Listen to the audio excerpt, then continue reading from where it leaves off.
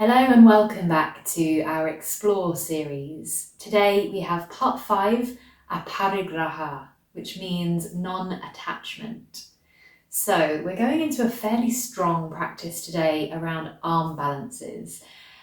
Now, if that is a scary concept, don't be put off. Please don't turn off the video. You don't actually have to do any arm balancing in this practice, but what we're going to learn is how to build the strength through the core and learn to engage certain muscles in a particular way that will help us to progress to arm balance if we want to. There will be the opportunity to try an arm balance today, but equally, you don't have to do that bit. So don't be put off by that title. I hope you'll stay with me for the practice. We're going to come to a seated position to begin with. Sit nice and tall, rest your hands, relax your shoulders, close your eyes. And as always, we'll take a little time to settle in before we move into our physical practice. So just beginning to assess how you're feeling, to notice your breathing. Relax around your jaw, release any clenching that you might feel there. And soften your forehead. So today we consider APARIGRAHA, the 5th yama, the 5th moral code. Non-attachment is how this concept translates. And in the case of yoga, it doesn't necessarily mean that we're looking to give up our homes, our possessions, and detach from our relationships with people. The practice of attachment is far more about disconnecting from expectation and the outcome of things, not defining yourself by your achievements, your belongings, your possessions, and enjoying the journey more than thinking about the destination. So these are some of the concepts, some of the things we can think about when we talk about APARIGRAHA. So when it comes to our yoga practice with these postures and what we're going to really focus on today, looking at the journey rather than the destination is so important, especially with challenging postures like arm balances. Getting into the pose really is almost unimportant. It's what you learn along the way, how you treat yourself along the way as well. And the same thing applies to our lives off the mat.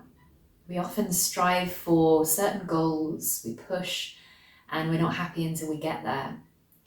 And so APARIGRAHA teaches us to learn to step away or detach from what the outcome of your actions will be and focus more on the journey, on the learning along the way, what you discover about yourself. For now, let's take a slightly deeper breath, sitting a little taller, and bringing the palms together in Anjali Mudra. We'll set the intention to practice APARIGRAHA today, non-attachment, enjoying the journey of the practice and not fixating, not focusing or attaching too much value to the outcome, to the final posture, for example, and how it looks. Now when you feel ready, open your eyes and release your hands. Take your feet out in front of you. If you are on a cushion or a blanket, take it to one side now and come to sit flat on your mat. Sitting tall with the feet straight out in front of you, little space between them and a bend in the knees. Wrap your right arm around both of your knees and bring your left fingertips to the ground behind you. Sit tall and start to rotate to the right. Try and keep your knees facing forwards here. You can turn your head as well. Take a few breaths in this twisting posture, focusing on lengthening through the spine, sitting as tall as you can. And then slowly release and come back to center. We'll go the other way. So left arm wraps around, right hand behind you. Sit tall and start to twist to the right. Breathe here.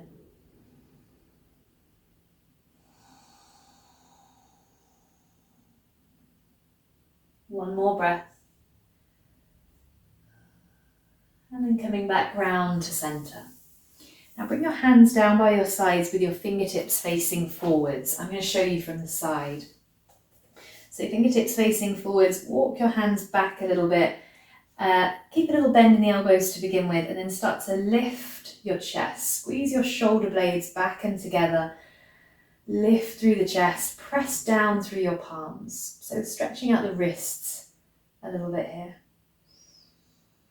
We're going to have a play around with a similar version of crow pose. So this is an arm balance that you might be familiar with. But we're going to play around with it in a seated position. So we're going to come into basically the same shape as crow pose, but seated. And learning to switch on certain muscles and see what the pose might feel like before we come into trying to balance on the hands and, trying to feel into it that way. So let's take another breath here, shoulders back, chest lifting. And then gently release your hands, reach forwards and stretch out your arms like this. So fingertips reaching towards you, wrists reaching away. Those of you who've done yoga with Adrienne will know she calls this the thriller arms. So taking thriller arms, stretching out the wrists the opposite way. Nice. And then bring your hands to your thighs, to the backs of your thighs. Loop your shoulders up, back and down. Start to lean back and come onto your heels like this. Try not to round your back here. Keep your chest lifted, shoulders reaching back. Lift one foot and then maybe the other. See how that feels. If it's really shaky, just go one foot, bring the foot down, and then the other, and keep alternating. If you feel pretty steady with both feet lifted, pause there, lift through the chest. There's the option to take your hands away and see how that feels. Any pain in your lower back, bring your hands straight back here for support. If it's feeling okay, again, lift your chest, shoulders back. Final breath here in Navasana, boat pose. And then just release your feet down, bring the soles of your feet together out in front of you. So about 2 hands worth of space between your feet and your body. Let your knees drop open, have a little shuffle onto a comfortable part of your sitting bones and let your back round here. So just relax your head, round your back, relax your jaw, take a few deep breaths.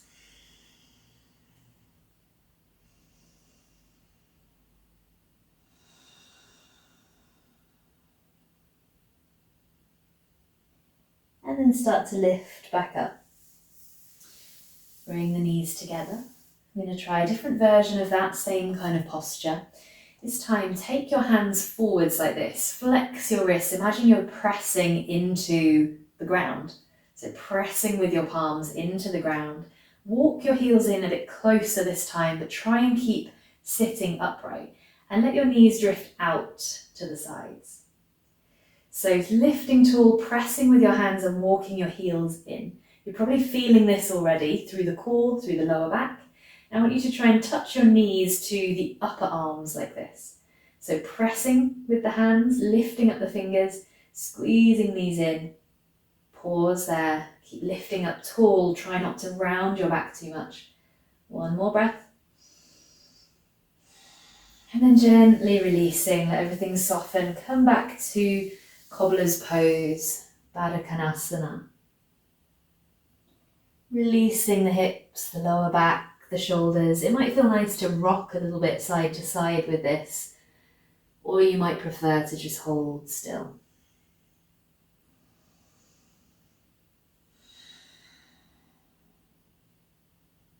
One more breath here. And then slowly coming back up. We're going to try this one more time, and this time you can stay with how we did it before, or you could try floating the feet up. So we're coming into, as I said before, exactly the position, the body position of crow pose. But when we go into the arm balance version of it, the hands are going to be on the ground and everything else is lifting away from the ground. So come up onto your heels, press your hands forwards, start to lean back this time, and then try squeezing your knee towards your upper arm and see if you can then find your balance and bring both knees like this. So feet are close together, you can flex or point the feet, lift through the chest, press through the palms, squeeze the knees in. And you want to really feel like you're crunching through your core here. Going for 2 more breaths if you can. As always, if it's causing any harm, any pain, come out and rest. Gently releasing, coming back one last time to Baddha Konasana. Phew, now that is hard work. So there's no surprise that when we come to these arm balance postures like crow pose, it is really tough because we have that level of core engagement that we need, but we're also trying to find a balancing point. So they are tough postures, and this is why I thought this would be perfect when we're talking about APARIGRAHA, non-attachment. So we're not going to attach to the idea of trying to get crow pose today, especially if it's something that you don't practice regularly or it's completely new to you. Try not to attach to the outcome of the posture and just enjoy figuring out what it feels like to even, attempt the pose. So coming back up, enjoying the journey, not worrying about the destination. Cross your ankles, see if you can rock through to tabletop position like that. If that doesn't happen, don't worry, just come around to your hands and knees, whatever way works. You could pad your knees here if you have a blanket nearby. And let's take a little cat and cow. So breathing in, lift your head, arch your back. This might feel quite nice after that last strong movement. Exhale as you round your back. Keep going, breathing in as your head lifts. Breathing out as you round your back. I'm going to take a little sequence in a moment. Keep going with cat and cow for now. A little sequence that's going to really warm up all of the muscles we need for crow pose. So last breath now with cat and cow.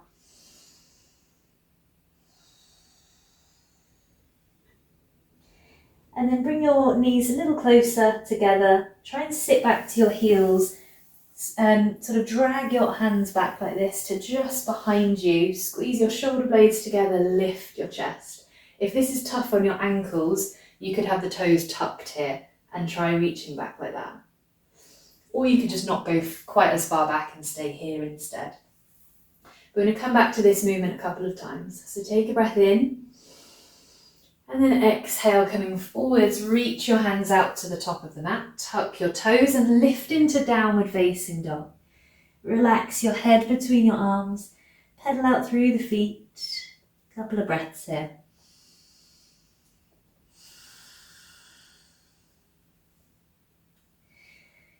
Now bring your feet fairly close together, bend your knees and walk your hands back to your feet, but take your time here. I'm going to show you how I want you to do it. So each time you move your hand back, I want you to bring your weight into that hand consciously. And then this hand, and then this hand, leaning into the hands as you go. Starting to build that wrist strength for our arm balances. Now bend your knees and open your knees out wide, coming down onto your toes into a little toe stand position. So knees open out, up on the toes. Place your palms to the ground, about shoulder width apart. Lean into your hands. We're not going into crow pose just yet, so don't rush ahead. Just lean into your hands and see how that feels. And then try lifting your hips up, so coming right up to stand on your toes, and see if you can just touch your knees to your upper arms like this. Pause there for a breath. And then sit back down into the toes. Walk the hands slowly back forwards to downward dog, lifting your hips up, taking your feet back to about hip distance. Take a breath in downward dog. Then lower down onto your knees. Trace your hands back along the sides of your body. Come back to this position, shoulders back, chest lifting. Pause here, 2 breaths. We're going to repeat that little sequence 2 more times. Moving really intentionally, so send your arms forwards, place the palms down. Tuck your toes, lift into downward dog. Take a breath. Intentionally and slowly walk one hand and then the other back towards your feet, leaning into the hands as you go. Bend your knees. Bring the feet a little closer together. Bend and open the knees as you sit down onto your toes. Place your hands to the ground, shoulder width apart, spread out through your fingers. Lean into your hands, lift your hips, touch your knees to your upper arms, even towards your armpits if you can get them that high. leaning onto your hands. One breath here. Sit back down to the toes. Walk the hands forwards, downward facing dog. Lift the hips up, separate the feet. Take a breath, relax your head. Lower your knees to the mat. Slide your hands back. Lift your chest, shoulders back. Big breath here. Last time going through this sequence, take the hands forwards, place the palms, downward facing dog. One breath here. Walk your hands back slowly, leaning into each hand as you go. Bring the feet together, bend the knees, open out the knees, sit onto your toes. Place your hands down, shoulder width apart, lean into your hands, lift your hips up, touch your knees to your upper arms. Leaning forwards here. Bring as much weight into your hands as you feel you can manage. Take a breath.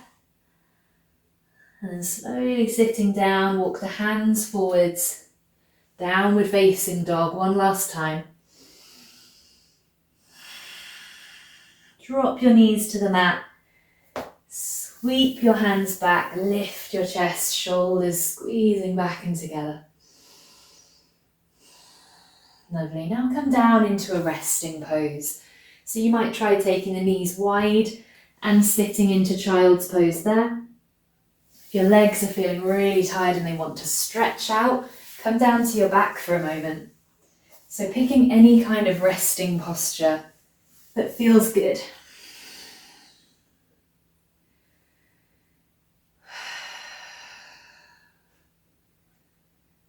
So now we're nicely warmed up to play around with crow pose, bakasana. As I've mentioned a couple of times already, we're not going to worry about the outcome. We're not going to worry about what the pose looks like, whether we're able to balance or not.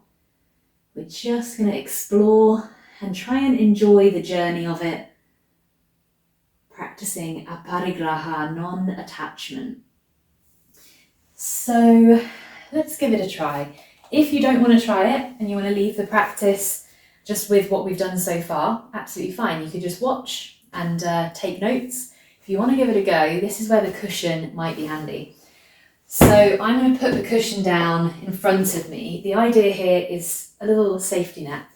So often the fear of falling forwards holds us back in crow pose. So if you've got something nice and comfy there that you don't mind tipping your head onto if you need to, just helps with that fear element. Now we've done the posture already from a seated position, so this is what it looked like seated. We're now going to try it with the hands on the ground. And we've come into the preparation pose a couple of times already, or 3 times already. So I want you to come to stand on your toes and open your knees wide. Place your palms down on the ground, about shoulder width apart, spread out through your fingers. Lift your hips up high, bring your knees to your upper arms. Now start to look forwards and bend your elbows, but try not to let them drop out to the sides. Squeeze your elbows in as you bend them. Lean forwards, bring your weight into your hands. Try lifting just one foot. Squeeze it in and hold it there for a breath. Bring it down, see if you can lift and squeeze in the other foot. So when I say squeeze in, I mean squeeze your heel towards your buttock. And then release and come down and have a rest. Roll the wrists, take a breather, maybe leaning back and opening up the chest again. Again, it's not about the destination, we're just feeling into the journey of it. So take your time. We quite often with poses like this, we really want to get into the pose. So we can rush, we can push. And that's often when injuries happen or when we get too tired too quickly and then we can't really practice the pose anymore. So slow it down. Let's try it again. A couple of things that are really important to remember are squeezing the elbows in.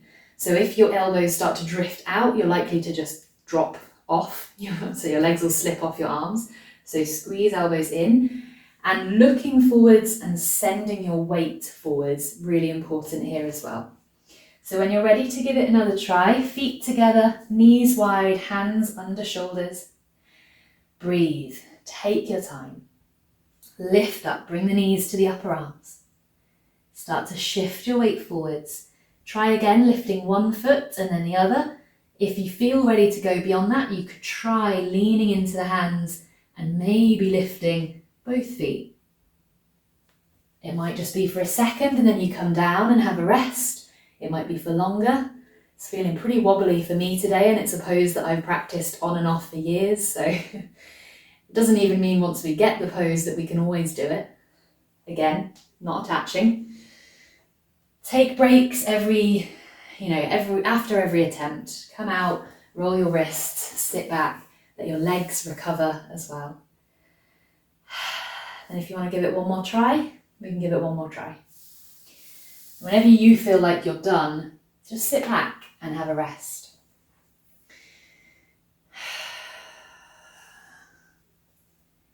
And looking forwards, squeezing elbows in, lift up through your hips, squeeze the feet in towards the buttocks, come out when you're ready. Very wobbly for me today. Let me know in the comments later how it was for you, whether it's a pose that you practice regularly, whether you're new to it today, whether it felt easy or tough in today's practice. And then once you've had enough with playing around with crow pose, let's come out, just roll the wrists. I'm going to come down to the ground. So you can move the cushion aside, you could bring it under your head if you'd like. And bring your knees in. Have a little gentle rock side to side. As I'm sure you felt, it's a strong posture, physically and mentally. And the more we rush into a pose like that, the more we're likely to wobble, maybe get frustrated, and maybe write it off as a pose that we just think, I can't do that pose, I'll never be able to do that pose. So, practicing patience and practicing non-attachment, that's what we're here for. Okay, let your feet come down to the mat, a little bit of space between your feet. Let your arms rest by your sides and just come up into bridge pose. So lift your hips up towards the ceiling, lift your chest, tuck your chin to your chest slightly, but lift your chest up. See if you can kind of shuffle your shoulder blades underneath you a little bit. Really lift, squeezing through the glutes, driving the hips up. Take another breath in. And then slowly roll back down. And rest your back on the mat. Open your arms out a little wider with the palms facing up. Let both of your knees drop over to the right. Simple supine twist. Turn your head slightly to the left. And start to soften now. Softening your forehead. Releasing your jaw. And letting go of however you found the practice today. Whether it felt really challenging, whether you found it actually quite comfy, quite easy. Just letting all of that go now and coming into the present moment. Noticing how your body feels in this posture. And then bringing the knees through the center and taking it across to the other side. Noticing how it feels as you take the knees to the left, as you turn your head to the right.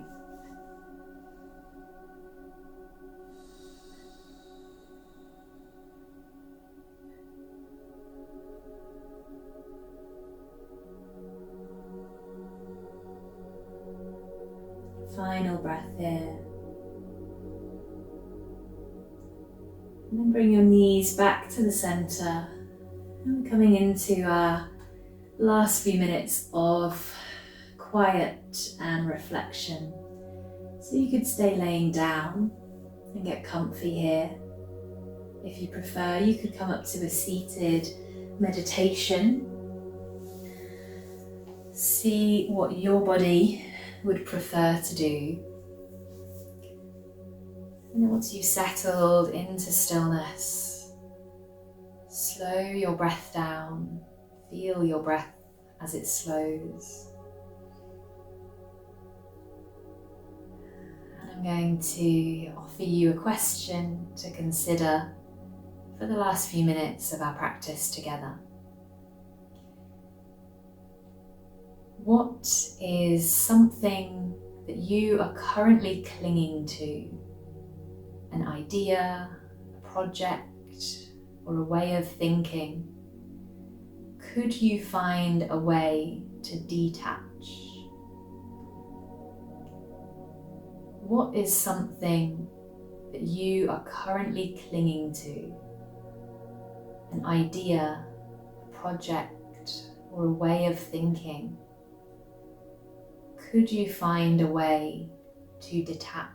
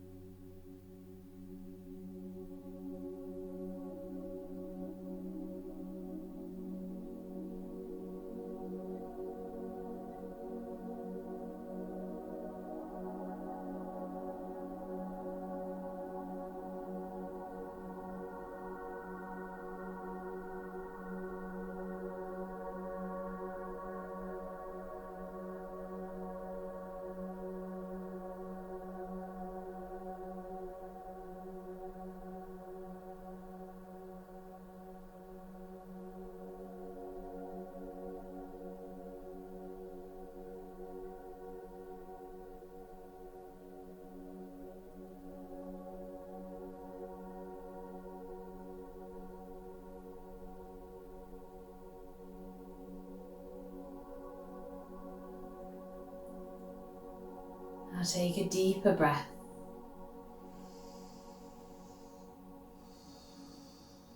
And bring your palms together in Anjali Mudra.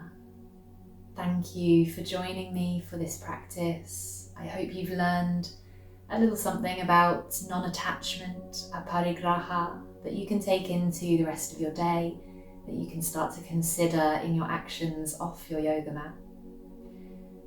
If you have time, I always encourage you to take a bit longer to rest, to stay on your mat, to recharge, to relax. And I look forward to seeing you for our next practice together, practice number 6. Take care.